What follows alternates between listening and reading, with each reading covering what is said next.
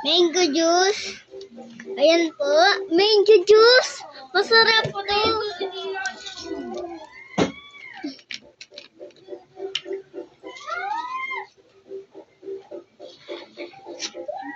Ang sarap.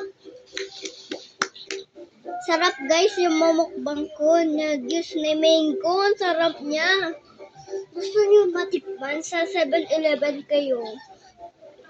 Pag makikita niyo yung 7-Eleven, sa amin punta mo po kayo sa akin.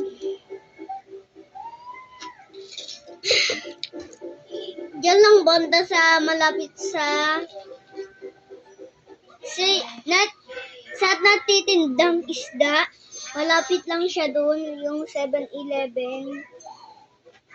Malapit po siya doon sa 11. Ang galing guys, amazing! Ang sarap ng juice niya guys, ang sarap.